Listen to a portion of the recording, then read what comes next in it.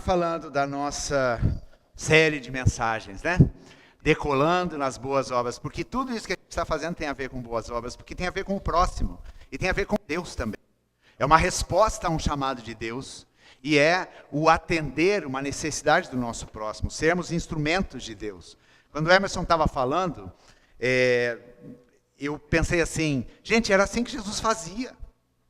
Jesus não marcava conferência, não alugava um salão, não comprava cadeira, não tinha Wi-Fi, né, para transmitir as mensagens dele. Não, Jesus pegava os seus discípulos e ia de vila em vila, de cidade em cidade, pregando o Deus, orando por pessoas. As pessoas eram curadas, eram libertas da sua condição. Simples assim. E foi exatamente isso que a gente fez ontem. Quantas pessoas com oportunidade para ouvirem a palavra de Deus e receberem uma oração. Wanda, eu e o Rodrigo tivemos uma experiência também, né? Com a dona Jucineuda, uma senhora do Ceará, né? Que logo de cara, quando eu comecei a conversar com ela, ela disse assim, meu filho, eu tenho depressão. E depressão não tem cura. Eu disse assim, pois para Jesus tem. E daí a Wanda compartilhou um pouco com ela, oramos juntos. E vamos voltar lá, né, Wanda?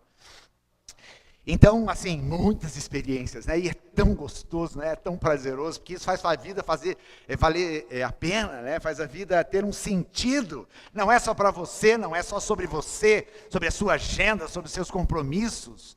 É você sair do seu lugar e ir atrás de pessoas, né? Esse é o coração de Jesus, foi o coração de Jesus no ministério e continua sendo o coração de Jesus até hoje.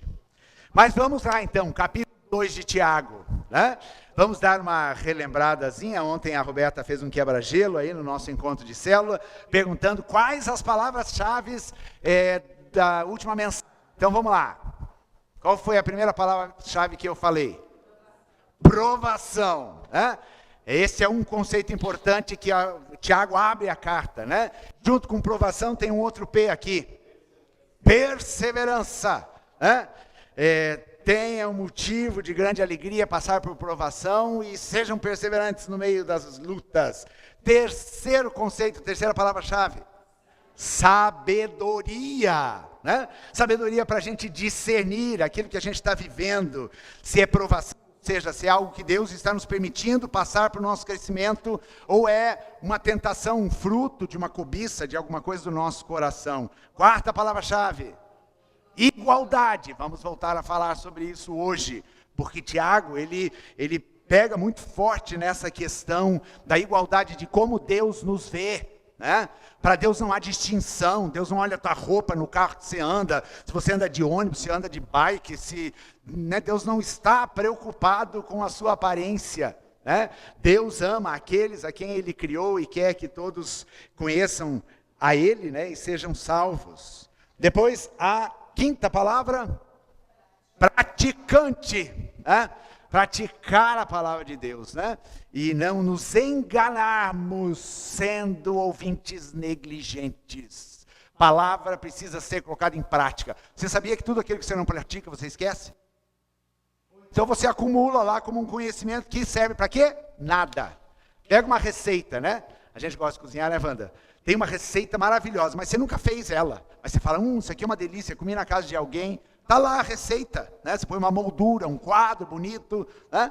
Para que serve aquilo? Para nada, né? Mas você tem que praticar, você tem que colocar em prática a palavra. E por fim, a última palavra, lá no finalzinho do capítulo, o conceito da verdadeira religião, né? E isso é importante para a gente, porque às vezes a gente está vivendo uma religião meio furada aí, né? Que não é a verdadeira religião, a religião que agrada a Deus. Vamos então para o capítulo 2. Cada mensagem eu vou trazer um pouquinho sobre aquilo que estão em outros livros da Bíblia, que também falam de quem era esse Tiago. E também hoje eu quero reforçar um pouquinho sobre em que época essa carta foi escrita. Quando a gente estuda a Bíblia, isso é uma informação importante você ter, né?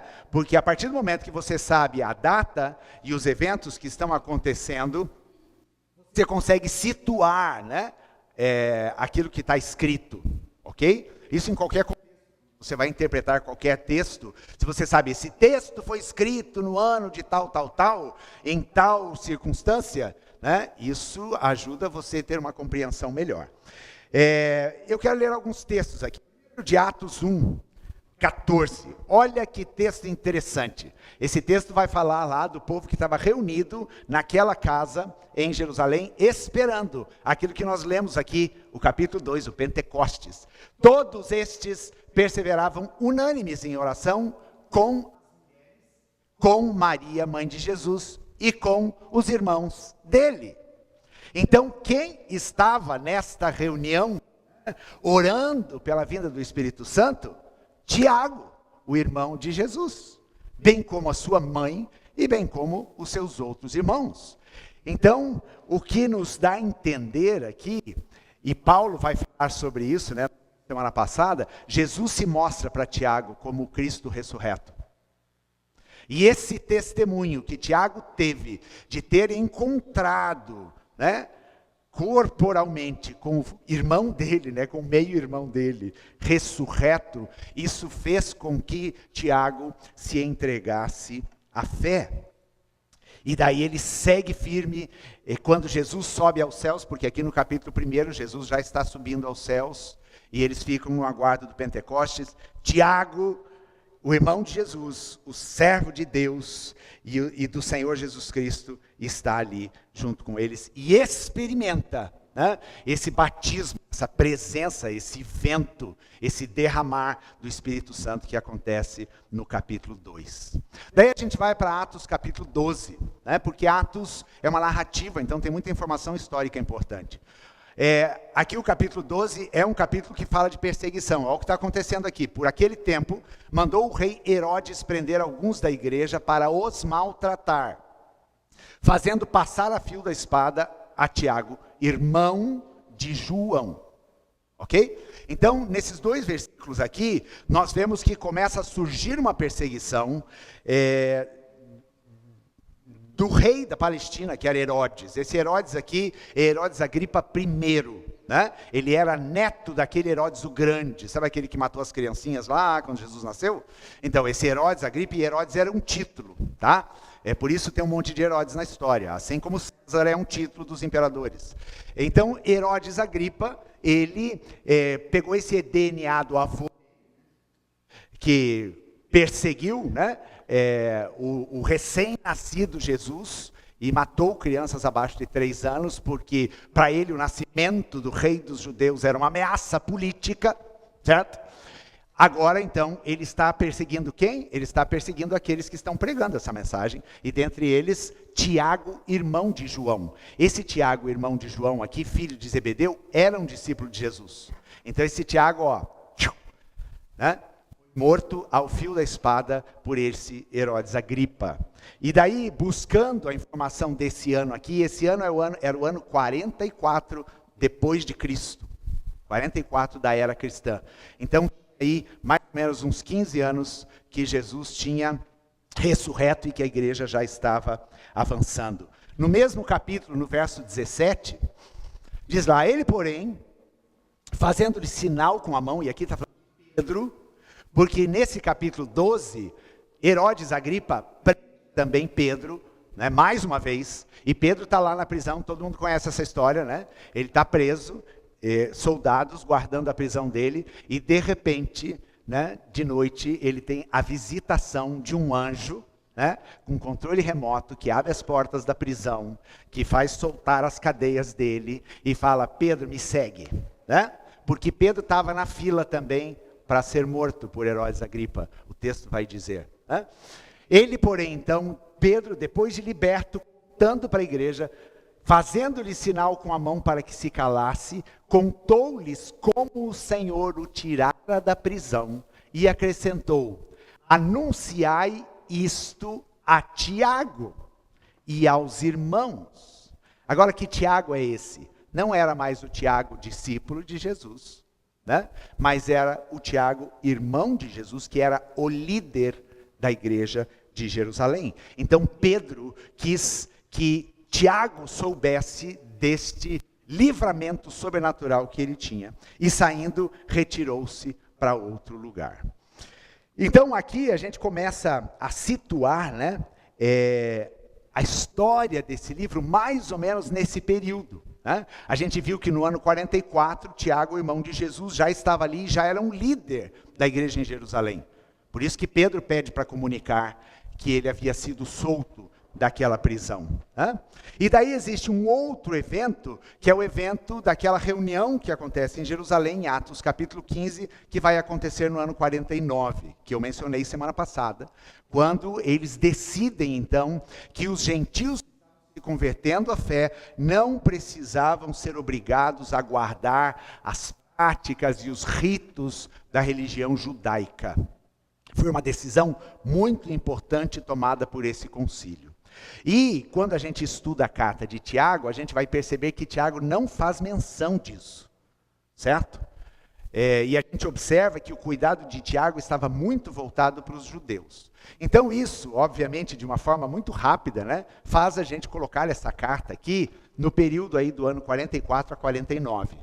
Ou seja, um período onde a igreja ainda estava se formando, né? Um período onde a primeira viagem de Paulo missionária vai acontecer, né? Porque Paulo se converte aos 35 e aos 46, no ano 46, ele se converte no ano 35, e no ano 46 ele faz a primeira viagem missionária, espalhando o evangelho, então, por todo o Império Romano. Tá? Então, aqui algumas coisas históricas interessantes aqui dessa carta. Características dessa carta. Era endereçada especificamente aos judeus, vimos isso semana passada. Ele fala aos irmãos, né, às 12 tribos que se encontram na dispersão. Então ele está escrevendo especificamente a judeus, né, aos judeus da dispersão, e ele se refere sempre a meus irmãos como patrícios, né, como pessoas de um mesmo povo, que tinham uma mesma descendência. Não existe nenhuma menção a gentios aqui nessa carta, tá? Porque este momento da história, a igreja ainda estava muito fechada entre os judeus, né? Existe menção a irmãos humildes, pessoas com poucos recursos, que também passaram a frequentar as igrejas da reunião, as reuniões da igreja, e por isso Tiago fala sobre a questão da igualdade, e hoje ele vai continuar trabalhando nisso no capítulo 2. É uma carta carregada de conceitos do Antigo Testamento e possivelmente um tempo que a gente viu, né, no capítulo 12 de Atos, onde aquela igreja estava passando por provações difíceis, né, que chegava ao ponto de um discípulo de Jesus ser morto ao fio da espada por Herodes. Tá? Então eram tempos difíceis de provação, por isso a palavra diz: perseverem, e tenham motivo de alegria, porque Jesus fala: bem-aventurado quando vocês forem perseguidos por causa do meu nome. Ok, então, depois desta pequena introdução, vamos ao capítulo 2. Nós vamos fazer duas leituras grandes, e vamos dividir esse capítulo nessas duas partes aqui. Começa aqui no verso 1. Meus irmãos, não tenhais a fé em nosso Senhor Jesus da glória, em acepção de pessoas. Se, portanto, entrar na vossa sinagoga algum homem com anéis de ouro nos dedos, em trajos de luxo, e entrar algum pobre anda, e tratardes com deferência o que tem os trajos de luxo, e lhe disserdes: tu assenta-te aqui em lugar de honra, e disserdes ao pobre: tu fica ali em pé, ou assenta-te aqui abaixo do estrado dos meus pés, não fizeste distinção entre vós mesmos, e não vos tornastes juízes tomados de perversos pensamentos? Ouvi, meus amados irmãos, não escolheu Deus os que para o mundo são pobres, para serem ricos em fé e herdeiros do reino que ele prometeu aos que o amam? Entretanto, vós outros menosprezastes o pobre. Não são os ricos que vos oprimem, e não são eles que vos arrastam para tribunais? Não são eles os que blasfemam o bom nome que sobre vós foi invocado? Se vós, contudo, observais a lei régia, segundo a Escritura, amarás como a ti mesmo, fazeis bem. Se, todavia, fazeis acepção de pessoas, cometeis pecado, sendo arguidos pela lei como transgressores. Pois qualquer que guarda toda a lei, mas tropeça em um só ponto, se torna culpado de todos. Porquanto aquele que disse, não adulterarás, também ordenou, não matarás. Ora, se não adulteras, porém matas, vens a ser transgressor da lei. Falai de tal maneira e de tal maneira procedei, como aqueles que hão de ser julgados pela lei da liberdade. Porque o juízo é sem misericórdia para com aquele que não usou de misericórdia. A misericórdia triunfa sobre o juízo. Até aqui foram os primeiros 13 versos desse capítulo. Entenderam qual é o argumento dele lá no início? Não tenham fé no Senhor Jesus Cristo em acepção de pessoas. O verso 1 lá, Vini. Em acepção de pessoas. É isso que ele vai trabalhar aqui. Portanto, nesse primeiro bloco, Tiago vai falar que estava havendo parcialidade dentro da igreja. Estava havendo uma distinção de se tratar as pessoas que chegavam às reuniões e às sinagogas.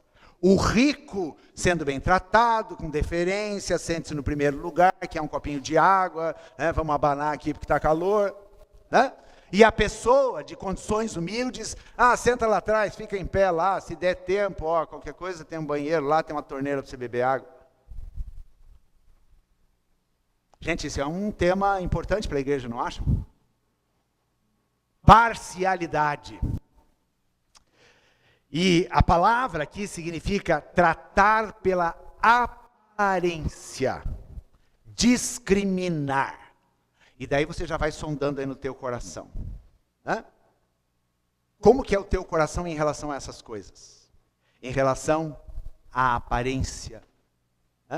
Em relação a muitas vezes o que ele vai falar lá na frente, os nossos julgamentos a respeito de pessoas que vivem em classes sociais distintas.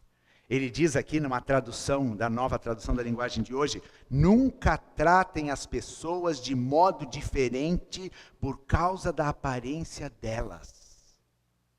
Na NVI, não tratem as pessoas com parcialidade. Na NVT, como podem afirmar que têm fé se mostram favorecimento a algumas pessoas? Gente, isso é uma coisa muito séria. Ele está associando a prática da nossa fé a algo que Deus abomina. Porque ele mesmo vai falar que Deus não faz absolutamente acepção de pessoas. No verso 4, ele vai dizer o seguinte: não fizestes distinção entre vós mesmos e não vos tornastes juízes tomados de perversos pensamentos? Quando você trata as pessoas de forma distinta, você não está se colocando no lugar de juiz? E ele fala, e você está sendo movido por perversos pensamentos. Porque é Deus quem conhece o coração do homem. Gente, se tem algo que me impressiona no Evangelho, pregado e vivido por Jesus, é que Jesus não tinha problema algum em tratar as pessoas sem alguma barreira e sem nenhum tipo de barreira.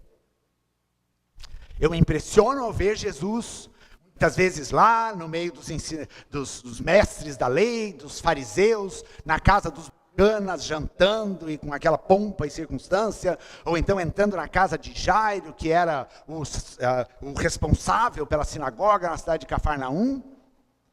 Mas o mesmo Jesus passando por aldeias de leprosos e tocando em leprosos e libertando o endemoniado gadareno que estava lá no cemitério, que ninguém queria ver nem de perto, nem pintar de ouro. E Jesus está lá e ele tem compaixão e ele acolhe essas pessoas e ele diz que o evangelho é para eles. Então, aqui existe um ensinamento que muitas vezes, a gente dá uma torcida de nariz, porque nós somos muito parciais. E nós cometemos um pecado terrível quando somos parciais, porque nós julgamos, de acordo com os nossos perversos pensamentos. Olha o que a palavra de Deus fala, sobre a parcialidade, né? Aos olhos de Deus, a parcialidade é injustiça. Porque todos somos iguais diante de Deus e temos o mesmo direito. Né? Vocês ouviram aqui nos testemunhos, né, sobre uma certa dificuldade, né, relutância de você entrar num ambiente e num lugar e conviver ou conversar com pessoas que talvez você não tinha abordado. Quero dar uma notícia para vocês, gente. O vosso pastor e a sua digníssima esposa foram missionários nos morros do Rio de Janeiro. Né? E convivemos com uma realidade, né, muito difícil. Não somente de pobreza, aliás, a pobreza às vezes nem era o maior problema, mas com problemas sérios, né? De droga, de violência e de uma série de coisas. A gente subia o Morro do Borel e tinham vários postos na subida e a gente dava continência lá para o pessoal, tudo cheio de correntona de ouro, né? E com os fusíveis aí, né? Nas costas, arma no bolso e tudo mais. Né? Então essa é a realidade do mundo. Né? E nós temos uma experiência de um rapaz, né? O Claudinho, que a gente chama carinhosamente de Claudinho, hoje ele é um pastor, né? Claudinho, ele era do Comando Vermelho. Né? E ele se converteu ouvindo a palavra de Deus num momento muito específico da vida dele. Né? Porque não houve parcialidade, não houve juízo de valor, não houve olhar para ele e falar, do tráfico. Né? Mas houve um coração de compaixão e olhos que olharam para ele como Jesus vê. Né? Eu tive uma experiência tão bonita essa semana, eu fui para Campo Grande. Sabe, eu fui passar um calorzinho ali em Campo Grande semana passada, e fui dar aula, e eu preguei quinta-feira à noite, e vim na madrugada de sexta, voltei para Curitiba, e eu estava pregando no culto, né, e eu vi assim uma moça com um semblante tão lindo, assim, louvando e comendo a palavra e tudo mais, né, e daí no final ela veio me agradecer, pastor, muito obrigado, e daí ela disse o nome dela, e ela disse assim, eu era moradora de rua. Dê um abraço nela. Glória a Deus pelo que Jesus fez na tua vida. Você tem uma história que precisa ser contada. Né? Porque ela estava sendo treinada para ser missionária. Gente, isso é maravilhoso. Quem pode fazer isso na vida das pessoas?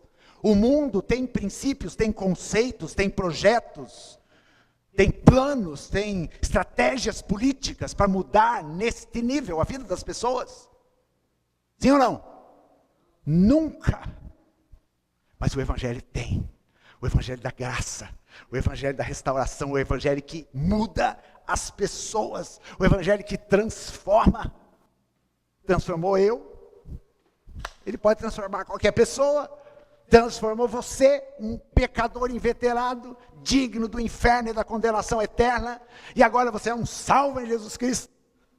Você experimenta da graça e da misericórdia do Senhor. Que coisa maravilhosa. Olha o que Atos 10:34 fala sobre essa questão de acepção de pessoas, gente. O culto vai até as 3 hoje, tá? Só para avisar. Não, desculpa, calma. Né? Não desconecta comigo. Então falou Pedro dizendo, reconheço por verdade que Deus não faz acepção de pessoas. Isso aqui é um outro contexto, mas olha, Pedro citando isso. Deus não faz acepção de pessoas. Não importa se é judeu, se é gentil, se é batista, ou é presbiteriano, ou é o que for. Deus não faz acepção de pessoas, e se nós fazemos parte do povo de Deus, nós precisamos entender isso também. Romanos 2:11 é o que diz lá. Porque para Deus não há acepção de pessoas. Agora observe quem fala isso. Vocês acham que Paulo era preconceituoso e parcial? Sim, totalmente. Perseguiu a igreja. Se sentia a última bolachinha do pacote, né? Tipo, olhava todo mundo com o narigão de cima. Mas é este Paulo, religioso, todo senhor de si, todo cheio da justiça, todo paramentado com aquelas vestes, né, da religião. E olha o que ele diz aqui. Porque para com Deus não há acepção de pessoas. Por isso que Paulo entende que aquele evangelho de Jesus Cristo não era somente para judeu, era para gentil também. Não é somente para o rico, mas é para o pobre. Não é somente para a pessoa que tem uma formação e tem uma vida estruturada. É para aqueles que estão com a vida arrebentada. O Evangelho pode fazer essa mudança social. Agora pensa comigo, gente. Olha o potencial que o Evangelho tem de transformar uma sociedade. Tirando pessoas desta condição de lama, de indignidade. E trazendo para o reino de Deus. Vamos lá para o Antigo Testamento, Deuteronômio 10, 17. Pois o Senhor vosso Deus é o Deus dos deuses e o Senhor dos senhores, o Deus grande, poderoso e temível, que não faz acepção de pessoas, nem aceita suborno. Lei, Torá, Antigo Testamento. Deus não faz acepção de pessoas. Se você esquecer tudo que eu preguei, guarda isso. Deus não faz acepção de pessoas. E se Ele não faz acepção de pessoas, e você diz que você crê em Deus e você é um discípulo de Jesus, nós também não podemos. E ainda em Deuteronômio 16, 19. Não torcerás a justiça, não farás acepção de pessoas, nem tomarás suborno, porquanto o suborno cega os sábios e subverte a causa dos justos.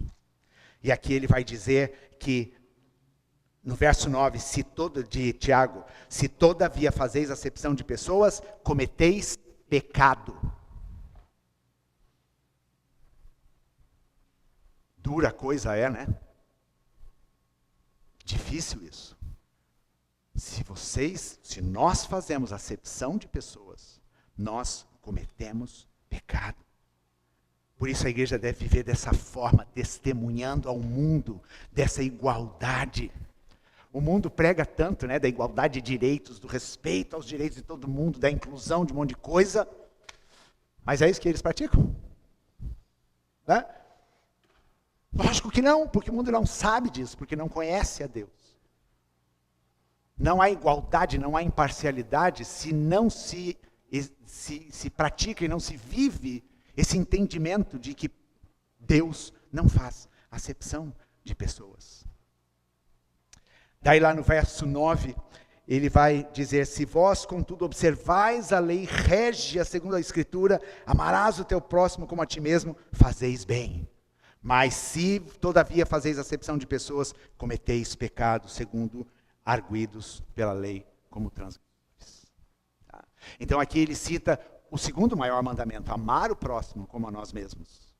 E quando eu faço acepção de pessoas, eu não estou amando da maneira como Jesus ama. Eu não estou amando com um amor incondicional. Então agir com parcialidade é pecado. Tá? E daí encerrando aqui esse bloco, no verso 13, ele vai falar, porque o juízo é sem misericórdia para com aquele que não usou de misericórdia. A misericórdia triunfa sobre o juízo. E aqui a gente poderia ficar um tempão falando sobre isso. O caráter de Deus é assim. É um caráter de um equilíbrio perfeito entre justiça e misericórdia. O fato de Deus não fazer acepção de pessoas e ter misericórdia com todos, não significa que Ele não irá julgar todos aqueles que transgridem a sua lei e os seus mandamentos. Eu e você não conseguimos o equilíbrio entre justiça e misericórdia. Ou a gente é justo demais, e a gente extrapola a medida da justiça, ou então a gente é misericordioso demais, e a gente extrapola a medida da misericórdia. Mas Deus tem o equilíbrio. Justiça e misericórdia para Deus estão perfeitamente equilibrados. Né? E aqui o texto está dizendo, porque o juízo é sem misericórdia para aquele que não age com misericórdia. Jesus vai ensinar isso lá no Sermão do Monte. Né? Com a mesma medida que você mede, você vai ser julgado. Isso é um princípio que está na minha cabeça, assim, diariamente. Com a mesma medida que eu meço o outro, eu vou ser medido. Por quê? Porque eu estou, muitas vezes, colocando o meu padrão, a minha justiça. Então, vamos agir com misericórdia, porque aquele que age com misericórdia, vai ver o que é de Deus? Misericórdia. Mas aquele que age com justiça, e não tem misericórdia, ele vai também ser medido com a mesma régua. Daí, a partir do verso 14, ele continua. Meus irmãos, qual é o proveito se alguém disser que tem fé, mas não tem obras? Pode semelhante fé salvá-lo? Se um irmão ou uma irmã estiverem carecidos de roupa e necessitados do alimento cotidiano, e qualquer dentre vós lhes disser, ide em paz, aquecei-vos e fartai, sem contudo lhes dar o necessário para o corpo, qual é o proveito disso? Assim também a fé, se não tiver obras, por si só está morta. Mas quem dirá, tu tens fé e eu tenho obras, mostra-me essa tua fé e eu com as obras te mostrarei a minha fé. Crês tu que Deus é um só? Fazes bem, até os demônios creem e tremem. Queres, pois, ficar certo, homem insensato, que a fé sem obras é inoperante? Não foi por obras que Abraão, nosso pai, foi justificado quando ofereceu sobre o altar o próprio filho Isaque? Vês como a fé operava juntamente com as suas obras. Com efeito, foi consumou, e se cumpriu a escritura, a qual diz, ora, Abraão creu em Deus, e isso lhe foi imputado para a justiça, e foi chamado amigo de Deus. Verificais que uma pessoa é justificada por obras, somente. De igual modo, não foi também justificada por obras a meretriz Raabe, quando acolheu os emissários e os fez partir por outro caminho? Porque assim como o corpo sem espírito é morto, assim também a fé sem obras é morta. Esse é um texto que todos nós já ouvimos. Né? E aqui está o argumento de Tiago para toda a carta que ele está escrevendo. Né? E ele está dizendo que as obras precisam ser evidentes na vida daquele que crê.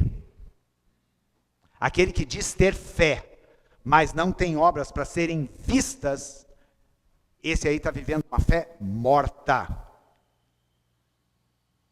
E o tema da minha mensagem é: que tipo de fé é a sua?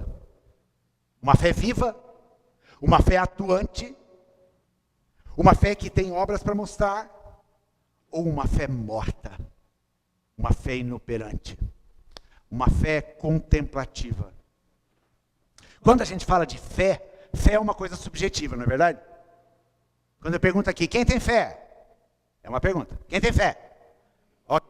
Se eu tivesse um termômetro para medir, né? Deixa eu ver a medida da fé. Levanta o braço aí, Noeli. Né? Na fé da Noeli é grande, né? Mas fé é uma coisa subjetiva. Né? É crer em Deus.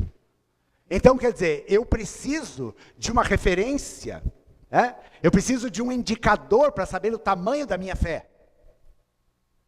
Por isso que Jesus fala, se alguém tiver fé como grão de mostarda, e disser para esse monte, sai daqui e vai para lá, isso vai acontecer. Daí você diz, a minha fé é como um grão de mostarda. Um dia eu fui diante de um monte, eu mandei ele se mover, ele se moveu. Está aí o resultado, ó. Você falou da sua fé, mas você mostrou o resultado. Você mostrou a obra que a sua fé atuou, como ela atuou. Você vai falar, a obra ela fala da materialização desta fé. Já percebeu, gente, que às vezes a gente vai orar por um enfermo. E daí a gente começa a orar pelo enfermo, e assim, no teu coração não existe fé para uma intervenção de Deus, para uma cura. E daí você faz aquela oração, Deus, se for da tua vontade, cura a pessoa lá e tal. Mas assim, você é a primeira pessoa que não crê. Você está orando, mas você não crê na possibilidade de que aquele milagre pode acontecer. Essa é uma fé inoperante. É uma fé morta. Para que você quer essa fé morta? A fé morta serve para o quê? Para nada. Não adianta você dizer que você tem fé. Tanto que ele vai falar aqui, né? Tipo, me mostra a tua fé sem obras e eu vou mostrar as minhas obras que apontam para a minha fé. Qual que é o argumento? Você vai diante de um tribunal?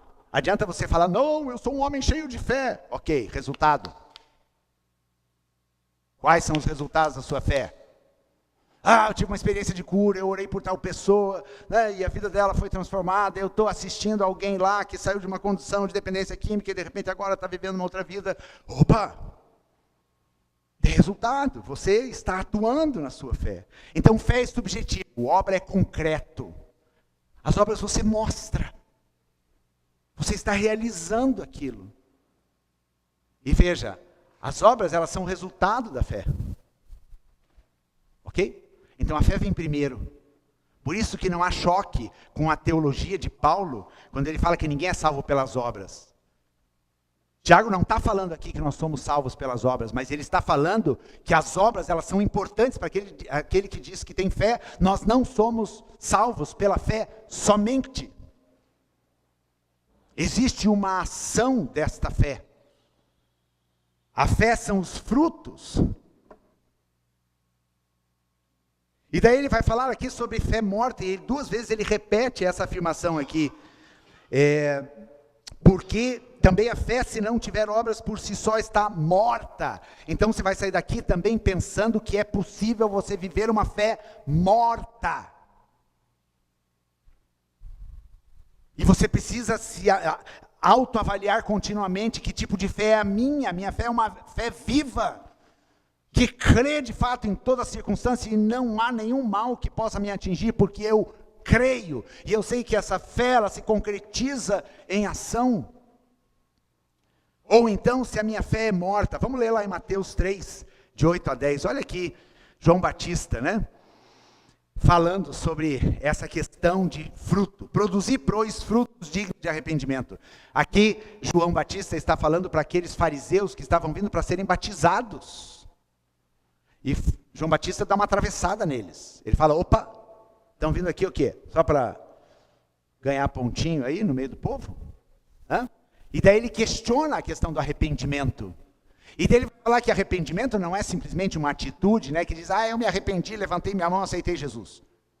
E daí ele vai falar que esse arrependimento gera fruto na vida. E não comecei a dizer entre vós, temos por pai, porque eu vos afirmo que destas pedras Deus pode suscitar filhos a Abraão. Já está posto o machado à raiz das árvores. Toda árvore, pois que não produz bom fruto, é cortada e lançada ao fogo. Então este é um princípio do reino de Deus, tudo aquilo que não dá fruto, tudo aquilo que não produz, é arrancado. Pensa você ter plantado no teu quintal uma árvore, qualquer que seja, vamos pensar numa mangueira, que é uma árvore imensa. E daí você planta aquela mangueira, e daí chega alguém e passa e fala, tua mangueira deu fruto. Não. Daí chega o ano que vem, e a mangueira produziu fruto? Não. Mas é uma mangueira mesmo? É. Mas ela não produz fruto. Ela decidiu que é melhor ficar sem produzir fruto. Ela é estéril. Né? Essa árvore adianta para quê? No mínimo para uma sombrinha ali, né? Mas você dizer que ela é uma árvore frutífera e que ela produz manga, você vai todo ano naquela árvore e não tem manga. Assim é a relação da fé. E por isso que João dá essa palavra dura. A árvore que não... diz que o machado está posto à raiz das árvores. E porque com quem João estava falando aqui? Ele estava falando com os religiosos. Com aquelas pessoas que discursavam de fé, que discursavam da lei, que pregavam a respeito disso, mas não davam um fruto. E daí João está falando, espera que o machado já está lá. A primeira marretada já foi dada. E vem Jesus e ele vai desconstruir toda essa história. Então nós não podemos aceitar uma fé infrutífera. Por isso que lá no verso 18, Tiago vai falar, mostra essa tua fé sem as obras, e eu vou mostrar as minhas obras e você vai ver que eu tenho fé. Daí eu pergunto para você, é possível mostrar fé sem obras? Se eu pedir para você aqui, me mostre a sua fé, o que você vai fazer? Não tem termômetro? Se tivesse até poderia. Então, Tiago questiona isso, né? Porque veja, aquele povo judeu, eles vinham de uma cultura da religião. E a cultura da religião é aquela cultura, eu bato ponto, eu digo que eu tenho fé, eu vou na igreja, eu vou, participo dos ritos da minha religião, mas a minha vida continua do mesmo jeito. Eu não produzo, essa fé não produz fruto. E por isso que ele chama, me mostra a tua fé sem as obras. E daí a resposta óbvia é, não tem como mostrar fé, se não for por meio das obras. Então a nossa vida precisa ser cheia destas boas obras. E daí ele vai seguindo ali, ele fala uma coisa interessante aqui, no verso 19, ele diz, crês tu que Deus é um só? Fazes bem, até os demônios creem e tremem. Ou seja, Tiago dá uma atravessada aqui. Ele está falando, você diz que você tem fé? Os demônios também têm fé. E aí? A fé do demônio serve para quê? Lembra quando Jesus ia expulsar os demônios? Jesus se apresentava diante deles, eles já, tu és o Filho de Deus. E daí Jesus falava o quê? Cala a boca. E expulsava esses demônios. Porque os demônios creem, mas não tem fruto. Tiago pega pesado, né, gente? Não sou eu, tá, Vitor? É Tiago. O Vitor tem uma tese, depois vocês perguntam para ele. Gente, então, a obra, ela é o fruto da minha fé. A obra é aquilo que eu mostro na minha vida, no meu caminhar com o Senhor. A fé opera junto com as obras, diz lá no verso 22, vês como a fé operava juntamente com as obras, quando ele fala de Abraão. Abraão não creu simplesmente, Abraão creu, e no momento em que Deus pediu para ele sacrificar o filho, ele foi lá e obedeceu, porque a fé dele não era uma fé de discurso. Eu creio em Deus. Ok, meu filho, então dia 4 de maio, cancele todos os teus compromissos e vem aqui porque nós vamos evangelizar esse bairro. Eu não vou poder porque eu tenho manicure. Pode rir, mulherada. Uma fé inoperante. Uma fé inoperante. E daí, Tiago está falando aqui, na vida de Abraão, a fé operava juntamente com as suas obras. Com efeito, foi pelas obras que a fé se consumou. Tiago não está dizendo que a obra salva, ele está dizendo que a obra confirma a fé. A obra fundamenta a minha fé, a obra é a prova visível que existe fé. Como é lindo e é maravilhoso você olhar para pessoas e você ver essa pessoa é cheia de fruto. Eu não tenho nem questionamento a respeito da fé dela, porque a fé dela exala através daquilo que ela faz. A vida dela, o testemunho dela, as palavras dela, as ações dela, tudo depõe a favor dessa fé que ela tem. Como é que eu posso negar isso? Agora, quando você vive uma vida que você declara ter fé, mas essa fé é inoperante, essa fé não opera juntamente, e essa palavra que operar juntamente é sinergia. É trabalhar junto. Fé e obras não podem estar separados. É uma dupla que precisa caminhar junto. Ou seja, não existe fé sem obras. E ali a nossa fé se confirma. E agora encerrando aqui, verso 23. E se cumpriu a escritura, qual diz, ora, Abraão creu em Deus, e isso lhe foi imputado para a justiça, e foi chamado amigo de Deus. Gente, não precisa publicar isso aí não, Vini, esse próximo texto, mas quando Deus, esse texto que é citado aqui, se você for no rodapé da tua página, você vai ver que está lá em Gênesis 15:6. Em Gênesis 15:6, nem Ismael não tinha nascido ainda. Entendeu? Muito menos Isaac tinha nascido. Mas Deus fala com Abraão, Deus confirma a promessa que ele deu lá no capítulo 12, e Abraão fez o quê? Eu creio. Depois de muitos anos passados, quando Isaac já era um filho adulto, que Deus pede para ele, lembra daquela fé que você professou lá atrás, então agora você sacrifica o seu filho. Então Tiago pega duas situações aqui cronologicamente distantes. Então se eu digo que eu tenho fé porque eu criei em Jesus há 30 anos atrás, pode ser que Deus hoje te peça alguma coisa que vai ser a prova e a confirmação daquela fé que você declarou lá atrás. E às vezes nós não estamos preparados para isso. Aquela fé lá que eu abracei lá atrás, ela pode dar um fruto de boa obra hoje, quando Deus me pede algo e eu obedeço. E por fim ele termina o capítulo afirmando a mesma coisa. Porque assim como o corpo sem espírito é morto, assim também a fé sem obras é morta. E eu encerro de novo perguntando a vocês: qual é o seu tipo de fé hoje? A fé do discurso não serve para nada. A fé que não tem fruto não serve. Lu, tem na gavetinha ali, Lu. Eu pus ontem aqui na gaveta. Tem. Eu estou vendo o movimento aqui.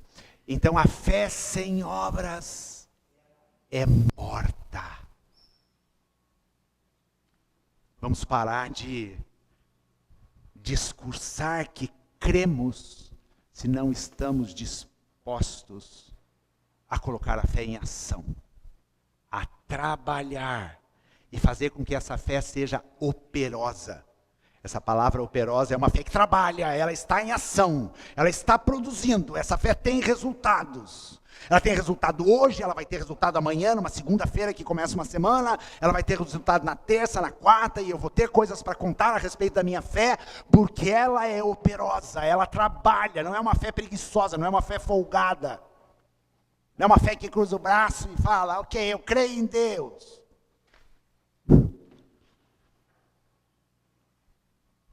Então é isso que Tiago quer que a gente viva. E boas obras, para com o nosso próximo e para com Deus, são os resultados dessa fé que nós declaramos ter. E quando a gente decide andar por esse caminho da fé, nós precisamos estar preparados para responder com as boas obras. Porque é isso. Lembra que eu falei semana passada de nós sermos provados? A prova é para quem? É para Deus? A prova é para nós sabermos se a nossa fé de fato é genuína, se a nossa fé é poderosa, se a nossa fé tem raiz profunda e gera os frutos. Vamos ficar em pé e vamos orar. Obrigado aí pela tua paciência em ouvir. E vamos continuar estudando essa carta. Essa semana você vai meditar no capítulo 2. E a pergunta que você vai responder para Deus é essa: Deus, a fé que eu tenho vivido é assim. Se ela for uma fé viva, agradeça a Deus e fala, Senhor, aqui estão os frutos, mas eu quero muito mais ainda. Minha fé seja poderosa, ela seja ativada e ela gere muitos frutos. E se de repente a tua fé, aquela fé só do discurso, aquela fé que não tem operosidade nenhuma, peça misericórdia a Deus e comece a fazer com que essa fé entre em ação. E comece a responder às coisas que Deus pede para você. Vamos orar. Jesus, muito obrigado, Senhor, por esta palavra tão forte, tão incisiva, Senhor, mas tão importante nos dias que a gente está vivendo, Senhor. Deus, agirmos sem acepção de pessoas e termos uma fé operosa e poder mostrar a nossa fé a partir das nossas obras. Deus amado, que o Senhor nos convença, que a Tua palavra fale conosco. Deus, que nós sejamos ministrados pelo Teu Espírito Santo. Pai amado, que nós não olhemos para as dificuldades, que a gente crê em Deus, assim como Abraão creu.